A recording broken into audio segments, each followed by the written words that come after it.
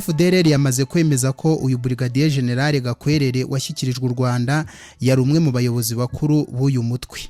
Iyi ni inkuru yacu tugiye kugarukaho mu makuru nyamukuru y'uyu munsi, nk'uko twabibasezeranyije nk'abantu bacu badukunda badukurikira isaha ku isaha, tubagezaho amakuru aba ari mashyashya kandi amakuru tuba twabakuriye hirya no hino, tugenda tubagezaho nk'uko mwahisemo kubana natwe, mwakanze subscribe kuri channel yacu ni Sia Media TV, mukahakura amakuru agezweho, ibiganiro ndetse n'ibindi tuba twagiye tubategurira, amakuru tugenda dukura mu byamamare, amakuru ya politike, amakuru y'imyidagaduro, mbega ibintu byinshi tugenda tubibagezaho kuri Sia Media TV.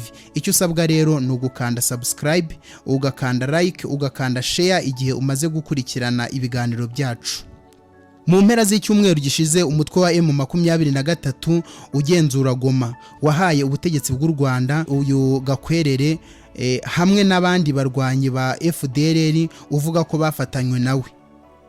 Nyuma yuko ubuyobozi bwa leta y'u Rwanda bugomeje gushinza Repubulika Iharanira Demokarasi ya Kongo gukorana n'uyu mutwe wa FDLR, ndetse bigakubitaho n'abarundi nabo bagiye kubifatanya nabo muri iki gihe cyo kurwanya M23, mu gihe bavuga ko bo bagiye mu buryo bwo gufasha umuturanyi wabo ariwo Repubulika Iharanira Demokarasi ya Kongo.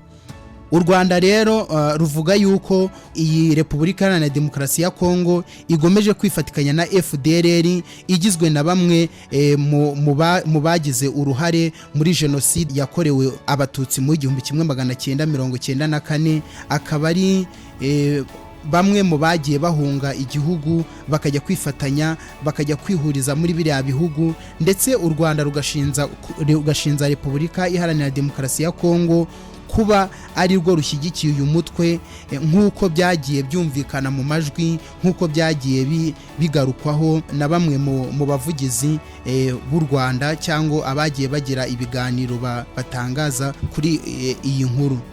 Mu gihe rero M23 yari ihanganyemo na Repubulika Iharanira Demokarasi ya Kongo mu kurwanira uburenganzira bwabo nk'abakongomani bavuga ururimi rw'ikinyarwanda, haje kubamo rero gufatwa kwa bamwe mu barwanyi ba FDLR, maze M23 iza kubashyikiriza u Rwanda.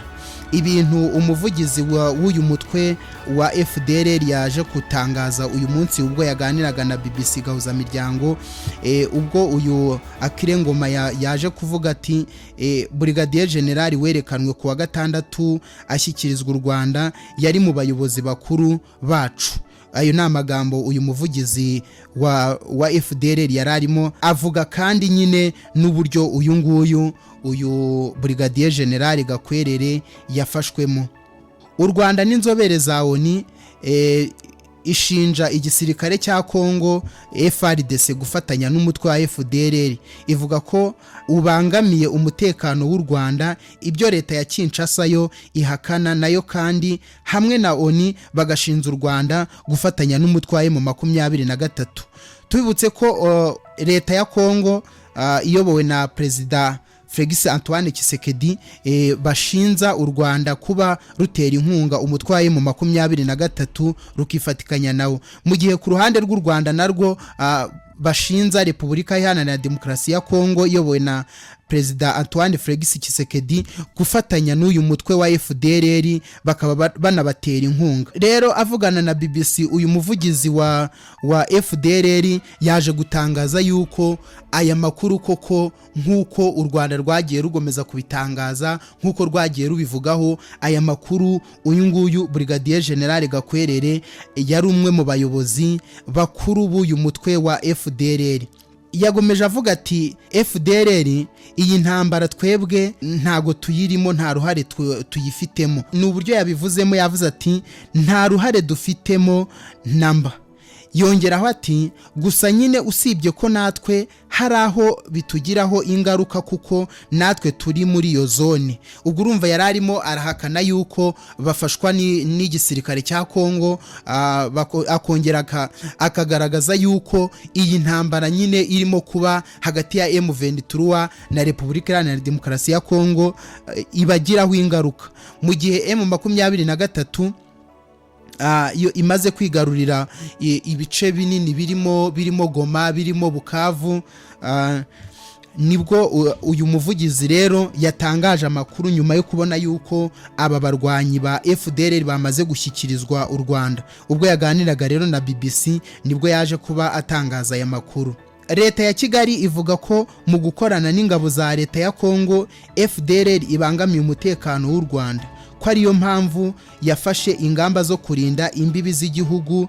Ibihugu by'amahanga bivuga ko u Rwanda rwohereza abasirikare muri Repubulika Iharanira Demokarasi ya Kongo mu buryo butemewe n'amategeko mpuzamahanga, bavogera ubusugire bw'igihugu.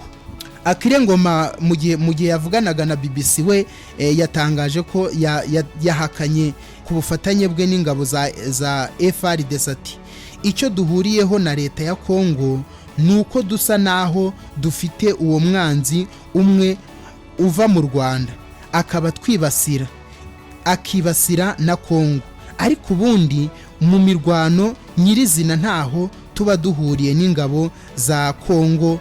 Turwana ari uko badusanze mu birindiro byacu mu rwego rwo kwirengera. Ubwo yari arimo aravuga yuko nyine mu buryo bwo kurwana kwabo batifatikanya n'igisirikare, bakavuga yuko barwana ari uko bagize nyine bafashweho n'iyo ntambara, kuko nabo ngo bari muri zone imwe. Ubutegetsi bw'u Rwanda bwagaragaje ifatwa rya Brigadier General Gakwerere nk'igihanga uwo mutwe wa FDLR ukorana n'ingabo za FARDC. Izi ngabo za leta zivuga ko ibyo ari ikinyoma kigamije gusobanura impamvu bateye igice cy'igihugu cyacu. Urumva ku ruhande rwa Repubulika Iharanira Demokarasi ya Kongo bagomeza gutangaza yuko icyo ngicyo ari ikinyoma, mu gihe uyu muyobozi wa FDLR akaba Akire Ngoma yatangazaga yuko uyu Brigadier General Gakwerere wagiye ugaragara ku yandi mazina agenda yitwa hirya no hino, yagaragazaga yuko uyu nguyu ari umwe mu bayobozi babo. Repubulika Iharanira Demokarasi ya Kongo yo itangaza yuko icyo ngicyo ari ikinyoma. Mu mpera z'ukwezi kwa Mutarama uyu mwaka, ubwo ni ukuvuga mu kwa mbere ku itariki ya mbere muri uyu mwaka wa 2025, umujyi wa Goma wafashwe na M23. Mu mpera z'ukwezi kwa Mutarama uyu mwaka, mu gihe umujyi wa Goma wafatwaga na M23, BBC yabonye amakuru avuga ko uyu Brigadier General wa FDLR yafashwe. Amakuru avuga ko yafatiwe aho yari yaraje kwivuriza muri uyu mujyi wa Goma. Impande zombi icyo gihe zirinze kubyemeza. Mu uyu mwaka mbere yo gufatwa kwa Gakwerere, Akire Ngoma yabwiye BBC icyo nakubwira nuko yari amaze igihe kinini arwariye Goma, birumvikana mu bwihisho, hari hashize igihe atagaragara kubera uburwayi. Uyu muvugizi wa FDLR avuga ko bakimara kumufata bamujyanye mu Rwanda. Ibi ntiyerekanye ikibihamya. Nuvuga ngo we agaragaza yuko uyu nguyu yafashwe mbere yuko atangwa ahabwa na M23 atangwa mu Rwanda. Mbega agaragaza yuko uyu muyobozi mukuru wabo cyangwa uyu nguyu ubarizwa mu bayobozi bakuru babo yari arwariye i Goma, aho M23 yafataga kariya gace ikahamusanga, mbega arwariye muri ibyo bitaro. Uyu muvugizi wa FDLR avuga ko bakimara kumufata bamujyanye mu Rwanda. Mbega ibintu ni ukuvuga ngo ni ibintu yavuze, ariko ntibyagaragaza gihamya igaragaza yuko koko yafashwe icyo gihe akaba yazanwa mu Rwanda. Yongeraho ati ejo bundi rero baramugaruye kugira ngo bamwerekane, mwabonye ko yari yambaye imyenda mishyashya ya FARDC. Ibyo ni bimwe mu bintu byagiye bigarukwaho n'ibitangazamakuru, byagiye bivuga ibintu byinshi bitandukanye, bavuga ngo imyenda bari bambaye, bavuga ku nkweto bari bambaye, ibintu nawe wakibaza ukumva tese iyo myenda izo nkweto, mbega ni ibintu bigaragaza yuko ari ugutanga ubusobanuro no gushaka kwitandukanya n'ibi ngibi uyu mutwe wa M23 wagaragaje ufata bano barwanyi ba FDLR, bashaka gutandukanya yuko bo nta hantu bahuriye n'ubuyobozi bwa Repubulika Iharanira Demokarasi ya Kongo, nk'uko bigenda bitangazwa na bamwe mu bayobozi. Ngoma yemeza ko muri bariya barwanyi bagera kuri 13 bahawe u Rwanda bari kumwe na Gakwerere harimo aba FDLR. Icyo ni kimwe mu bintu bigaragara yuko nubwo yenda ateruye ngo abyemere byose cyangwa yenda abishyireho akadomo, ariko wowe umaze kumva aya magambo yatangaje wahita wumva yuko ari ibintu byagiye bipangwa cyangwa se ari uburyo bwo gushaka kuzana ibimenyetso mbega mu buryo bw'amagambo bidafite igihamya. Tugaruke kuri uyu Brigadier General Gakwerere ni muntu ki.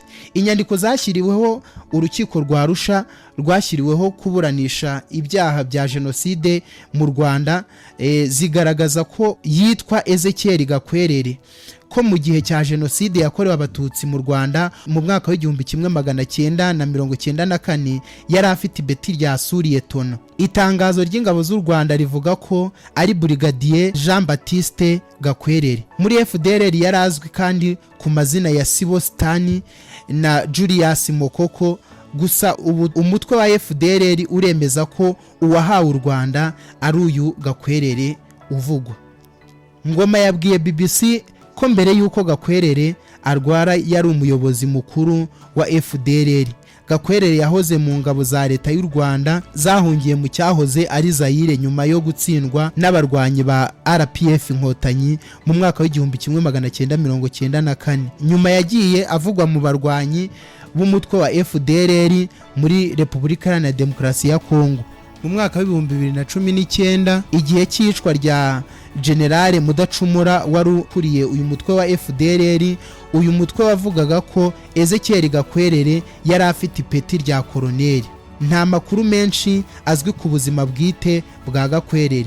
Inyandiko zo muri 2010 z'icyari urukiko rwa Arusha zivuga ko Suriyetona uyu Ezekiel Gakwerere yari umusirikare wahawe amabwiriza na Kapiteni Ildefonse Nizeyimana wari umukuru w'ikigo cya gisirikare cya Ecole des Sous-Officiers. Inyandiko zo muri 2010 z'icyari urukiko rwa Arusha zivuga ko Suriyetona Ezekiel Gakwerere ari mu basirikare bahawe amabwiriza na Kapiteni Ildefonse Nizeyimana wari ukuriye ikigo cya gisirikare cya Ecole des Sous-Officiers yo kwica abatutsi muri Butare no kwica umwamikazi Rosalia Gicana. Mu rubanza rwa Nizeyimana mu mwaka w'2014 wakatiwe gufungwa imyaka 35 ahamijwe ibyaha bya jenoside n'uruhare mu kwica Gicanda. Kuva tariki 18 Mata mu 1994 yari yarasimbuwe na Suriyetona Gakwerere ku buyobozi bwa ESOL Butare. Gakwerere ntabwo yigeze yiregura kuri ibi birego. Birakekwa ko ubwo yahawe u Rwanda ashobora kuzagezwa imbere y'ubucamanza akabiburana. Leta y'u Rwanda ivuga ko umutwe wa FDLR ugizwe n'abasirikare bakoze jenoside mu Rwanda yari igambiriye abatutsi kandi abawugize bakomeje ubwicanyi mu batutsi b'abanyekongo basanzwe muri icyo gihugu nyuma y'1994. Kuri ibi Akire Ngoma yabwiye BBC ko impamvu ubutegetsi bw'u Rwanda buhora butanga yo gusobanura impamvu ingabo zabo ziri muri Kongo. Mu rubanza rwa Nizeyimana mu mwaka w'2014 wakatiwe gufungwa imyaka 35 ahamijwe ibyaha bya jenoside n'uruhare mu kwica Gicanda. Mu kwiregura yavuze ko kuva tariki 18 Mata ubwo ni mu mwaka w'1994 yari yarasimbuwe na Suriyetona Gakwerere ku buyobozi bwa ESO Butare.